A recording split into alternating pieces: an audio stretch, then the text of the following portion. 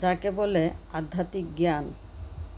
সেই আধ্যাত্মিক জ্ঞান বা আধ্যাত্মিক শিক্ষা দেওয়ার একমাত্র যিনি মালিক, তিনি হলেন স্বয়ং সৃষ্টিকর্তা ভগবান শিব, পরমপিতা, পরমাত্মা। আধ্যাত্মিক জ্ঞানের অর্থই হলো নিজেকে জানা, আত্মাকে জানা এবং আত্মাকে অনুভব করা, আর আত্মার মধ্যে যে অন্তর্নিহিত শক্তি লুকিয়ে আছে তার জাগরণ ঘটানো। আমাদের পরিচয় আমরা আত্মা, আত্মার মালিক শিব, পরমপিতা পরমাত্মা। তিনি পরমধাম নিবাসী। তিনি পরমধাম থেকে পৃথিবীতে এসেছেন আমাদের আত্মার জাগরণ দেওয়ার জন্য। প্রকৃত শান্তি এবং সুখ কাকে বলে তিনি আমাদের শিখিয়ে যাচ্ছেন। আধ্যাত্মিক জ্ঞানের জন্য কোনো অর্থ বা টাকা পয়সা খরচ হয় না, সম্পূর্ণ বিনামূল্যে ঘরে বসেই তা প্রাপ্ত করা যেতে পারে। দুই ভ্রুকুটির মাঝখানে আমরা আত্মা। আমাদের পরিচয় আমরা আত্মা। আত্মার শরীর রয়েছে, আমাদের শরীরের আলাদা আলাদা নাম রয়েছে, কিন্তু আমাদের পরিচয় আমরা আত্মা। দুই ভ্রুকুটির মাঝখানে আত্মার অবস্থান। আত্মা সূক্ষ্ম জ্যোতিবিন্দু লাইট। আত্মাকেই বলা হয় তৃতীয় নেত্র বা দিব্যচক্ষু।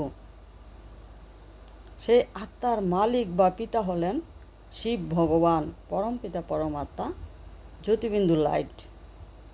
তিনি পরমধাম নিবাসী। পরমধাম থেকে পৃথিবীতে এসেছেন আমাদের প্রকৃত সুখ শান্তির রাস্তা দেখানোর জন্য। লাইটে তাকিয়ে কপালে যদি আমরা লাইট অনুভব করি, সেই হলো আত্মা। এই আত্মার মালিক পরমপিতা, সূক্ষ্ম জ্যোতিবিন্দু লাইট।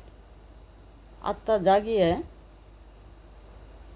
সূক্ষ্ম জ্যোতিবিন্দু পরমপিতাকে যদি আমরা স্মরণ করি এবং ওনার সঙ্গে যদি আমরা মনের তার জুড়ে দেই, তাহলে পরম সুখ এবং শান্তির অনুভূতি আমরা পেতে পারি।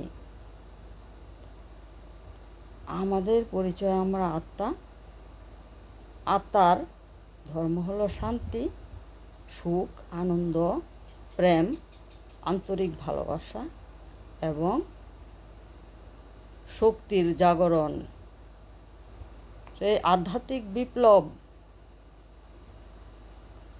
পৃথিবীকে সুন্দর এক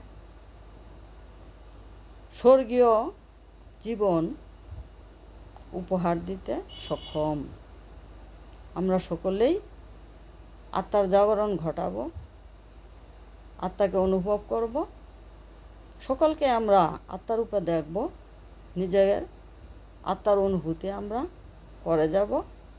তাহলে আমাদের মধ্যে হিংসা, দ্বিধাদ্বন্দ্ব, ক্রোধ এগুলি থাকবে না। আমাদের মনে মিলেমিশে থাকার একটা সুন্দর অনুভূতি জাগ্রত হবে। আমরা সকলেই মিলেমিশে থাকব, এইটাই ঈশ্বরের প্রধান উদ্দেশ্য। ওম শান্তি।